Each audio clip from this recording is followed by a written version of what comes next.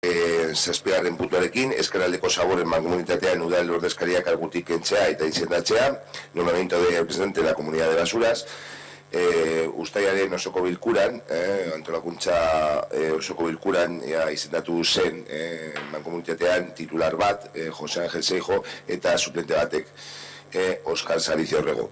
Baina hauek mankomunitatearen idazkaritzan hartzerakoan ez zuten baizik eta titularra jarri, ez zuten suplenterik jarri. Orduan, eragozpenak ditu titularrak bere lanagatik joateko mankomunitateara, orduan proposamena da titular moduan Oskar Salicio Orrego izendatzea. Decía que en el pleno de julio, en el pleno de constitución de organización del ayuntamiento, se nombró como representante de la Mancomunidad de Basuras titular a José Ángel Seijo y suplente a Oskar Salicio. En ese momento, en la secretaría, no el secretario, sino la secretaría de la Mancomunidad, pues solo se le cogió el titular y no se le cogió el suplente. En estos momentos, como José Ángel Seijo por motivos laborales no puede acudir, pues se propone el nombramiento de Oskar Salicio. Ollane Zorrida.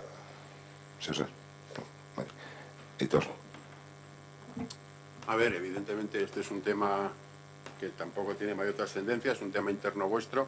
Lo que pasa es que, bueno, pues decimos lo que siempre decimos con todo este tipo de nombramientos supramunicipales, pues que la ley os obliga a dar cuenta, a transmitir los órdenes del día, a transmitir las actas, los acuerdos tomados, y hay un montón de nombramientos en supramunicipales que son nombramientos fantasma, porque no dais cuenta en absolutamente ningún sitio. Y me refiero a ningún sitio donde haya transparencia. Es decir, que lo acabéis haciendo entre vosotros, evidentemente eso no es transparencia. Entonces, bueno, pues esperemos que el nuevo representante pues cumpla con sus obligaciones.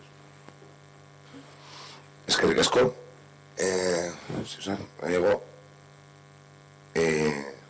Búsqueda aquí en verdad,